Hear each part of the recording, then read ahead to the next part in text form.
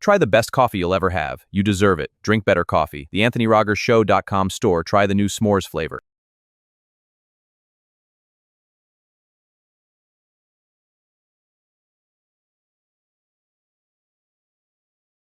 You have anything to say to America?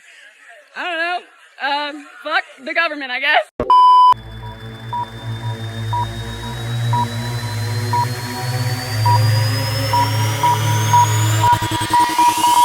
You will watch the new Anthony Rogers comedy set on Soapbox via MetaQuest. Yes, we just interrupted the Anthony Rogers show, but I promise it's worth it. Anthony came into Atlanta, came into our system, this is no AI, and he performed a comedy set that is now turned into a hologram that you can walk around in your living room, sit down, listen to him say some of the craziest shit ever. You gotta check it out. Hi, my name is Anthony. I guess I do comedy today. I was kidnapped by this company called Soapbox, and they told me to talk to you guys. They're going to kill me if I don't do a good job, so please clap. You can download Soapbox free on the MetaQuest app now. Download now. Bourbon and Beyond is back, blending world-class music, food, bourbon, and more, featuring Foo Fighters, Mumford & Sons, Chris Stapleton, Dave Matthews Band, plus Queens of the Stone Age, Casey Musgraves, Red Clay Strays, Hootie and the Blowfish, and so many more. Bourbon and Beyond returns to Kentucky Expo Center September 24th through 27th with access to the thrills of Kentucky Kingdom Theme Park. Passes are on sale now at bourbonandbeyond.com. Hey, without sponsors like High Pour, the THC seltzer drink, temp derived, it's very good, great feeling, great buzz, no hangovers the next day. But without sponsors like High Pour, I couldn't have done this podcast. So, I mean, it's really important that you guys go out there and support the sponsors. Link in the description, highpour.com. Order some today. Try it out. Let me know what you think. I mean, I like it, so let me know what you think. Hey, thanks for watching this video. And I want to say without companies like Luxurious Bastard Beard Oil, this video wouldn't be possible to make. So you can go and the links in the description, Luxurious Bastard, promo code Legendary, and get some beard oil. Great smells, great function, great look, great shine, you know. Do that and support the sponsors so we can continue to make videos like this for you. Thank you. I love you. I love you. We do love you. We love Anthony. We love Anthony. We love Anthony. Anthony has a fat cock. Woo!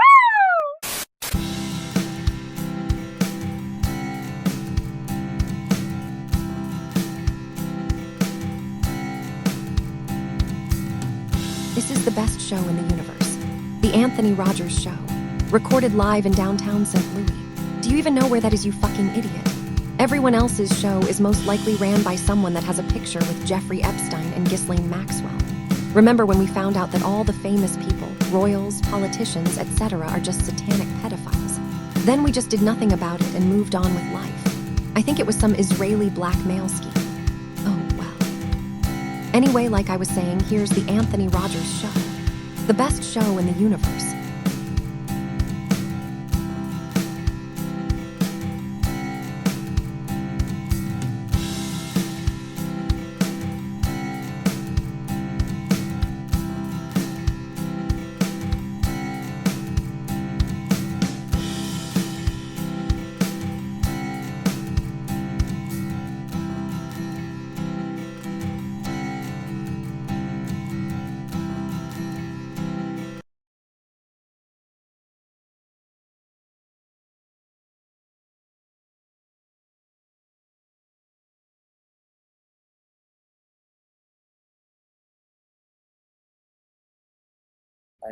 Yeah.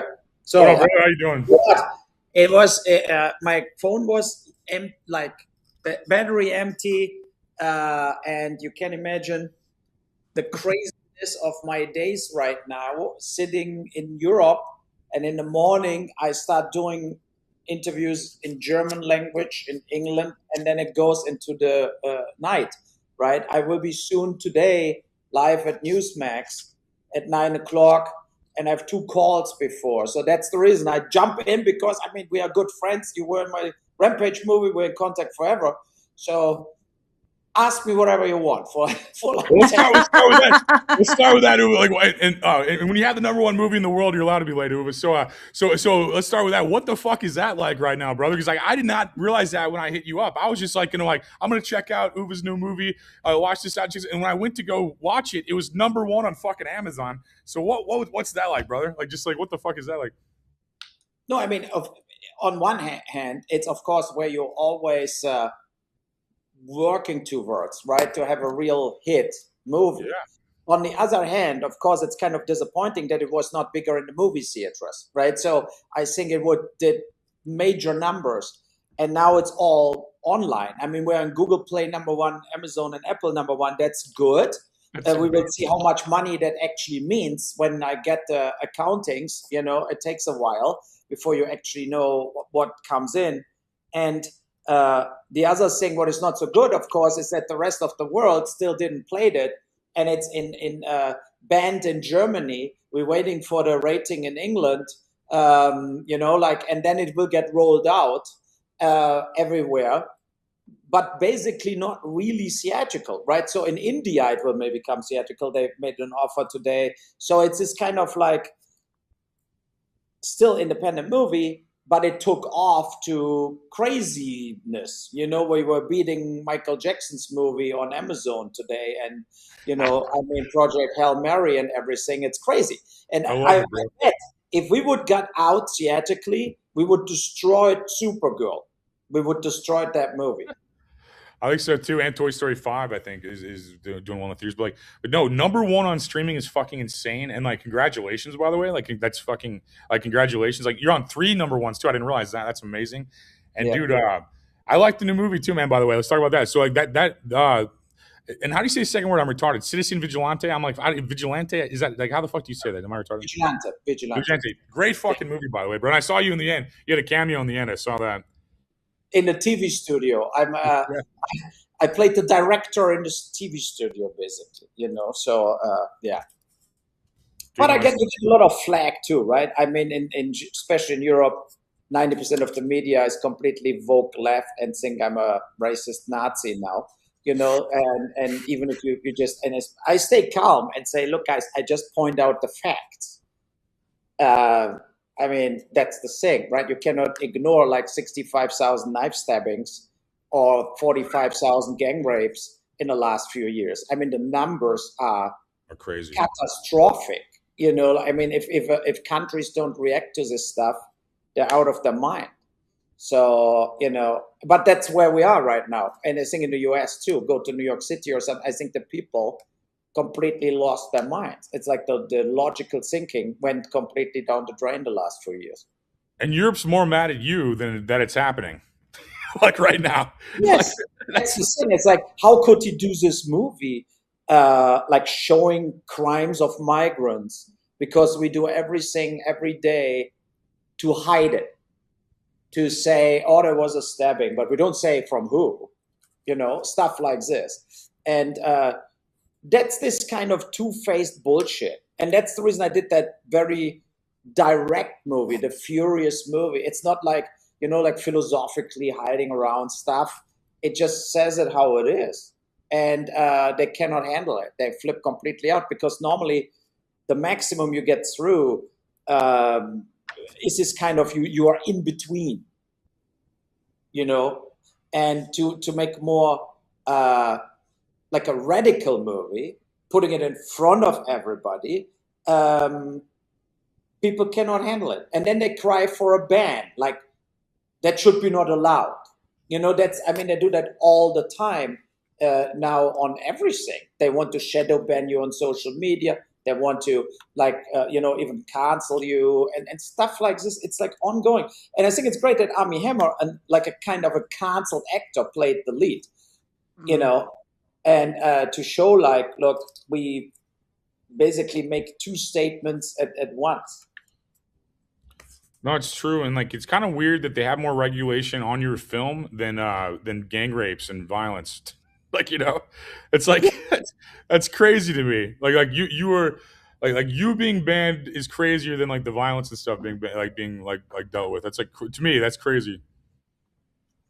No, I 100% agree. And I mean, I didn't had like a lot. I mean, lot of interviews I do. They're of course like more in support of the film. In the US, a lot of people are supporting the film. In England also. In Germany, I would say it's like 50-50. The normal media, they always hated me. You know, I mean, you follow my career all my life. I was always an outsider here in Germany. I do genre movies. I do harder movies. They cannot stand it. They just That's why I want. love seeing you in first place, bro. That's why I love seeing you.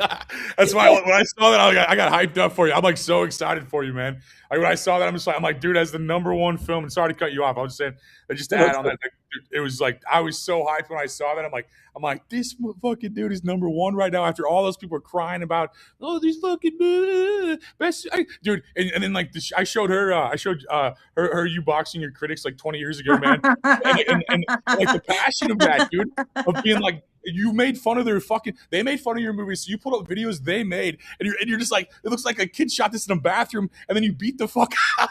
Yeah, dude, just mollywall all these dudes.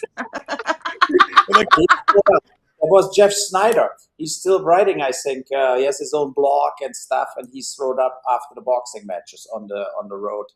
And I think I had a Instagram exchange with him last year. You know, I mean, I think what the people cannot handle is this kind of, not every director has to be this like closed, acting like I'm the genius, you know, this silent kind of, you know, like they cannot handle it, that there is a director who could be also like a boxing promoter, you know, like that they cannot, this kind of more outspoken.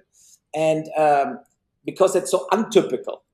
For all these directors, you always they have to come across so thoughtful, you know, they evaluated everything and watched another movie from the 50s to get inspired or something. You know, I mean, it's total bullshit there, you know, and that's the thing where the normal reviewers, like the Variety review was like, the piece of shit director, the piece of shit movies, all like horrible, like all these movies were horrible, blah, blah, blah, blah, blah. And you feel like that's their only defense because they don't want to talk about the actual movie, like the subject matter of the movie. And I love it. 96% on Rotten Tomatoes. You know, think about all my other movies. All my other movies had like 30% fresh. You know, Yeah. 96% means also all these people defending that movie now. You know, they're not like, okay, and then they forget it. No, they're like going out there and are in chat rooms and say, no, you fucking idiot, have no clue. That movie was great. You know, because that's the strategy. You know, that's a strategy right now from the normal media. They say, yeah, it has an impact. No, people talking about it, but it's of course a totally bad movie. It's a very bad movie and everything, the editing, the camera, the music, the acting. So it's typical. It's like a bad movie. And because they don't want to go into the details of the story.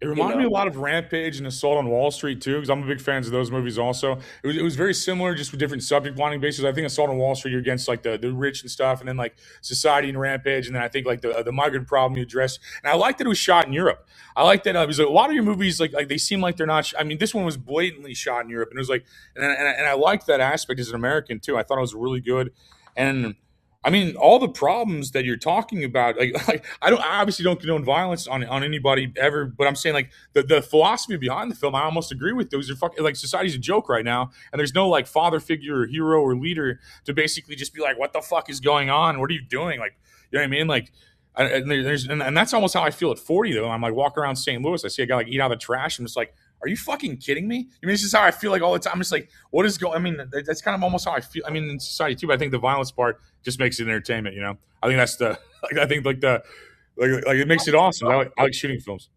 Yeah, but look, overall, it's still like The Equalizer, Death Wish, John Wick. It's the same movie, kind of the same, but it has a more political, real background. You know, Sure. And Death Wish with Charles Bronson had that too. Like when that movie was done, they had like mega violence in the subway system in New York with a lot of rapes, everything. So they they snapped up the headline and made that revenge movie with Charles Bronson. So I'm basically not really doing something different, and I always felt like when I had various discussions, of course, with some movie reviewers interviewing me, and I said, look, tell me the last real relevant, like Taxi Driver or Apocalypse and whatever, like a movie, what is important for the history and the history of film. What is it? Is it like the new Netflix transgender morphing movie, whatever, like where you feel like, what the fuck? I mean, where these movies matter, like all these Oscar-winning movies, they are like, when you look back and you had like years in the earlier years where you had like The Shining against Jaws against Clockwork Orange, and you're like, whoa, that was all in 1 year, or the Goodfellas and the Deer Hunter and this stuff. And look at the nominations today. I mean, these movies would not be nominated for any Oscar 20 years ago, 25 years ago. Oh, yeah. None of that. Moonlight, Anora, all these movies, not that they're all bad. They're not bad movies. Sinners was not a bad movie.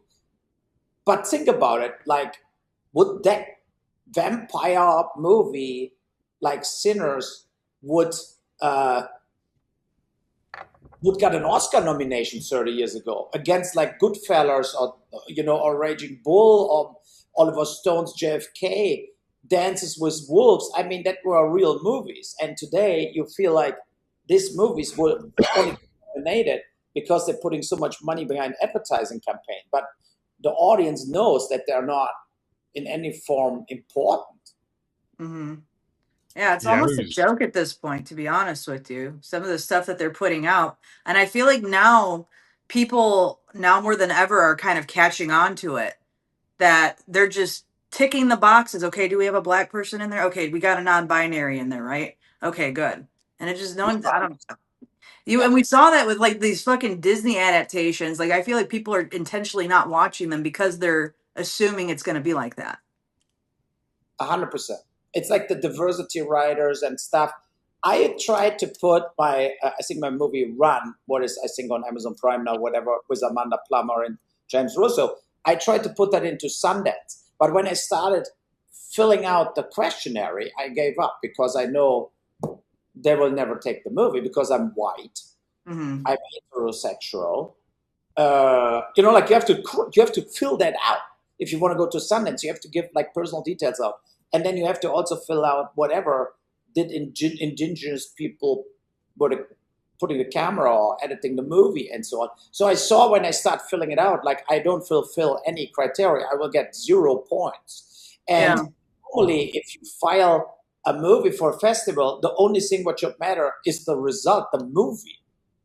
Is that movie good? And not like, did you had a one-leg Chinese transgender in and you got 5 points for it. I'm sorry, but it is so absurd that I didn't even apply it because I know I'm toast. So but that's the world we're living in now. Mm-hmm. And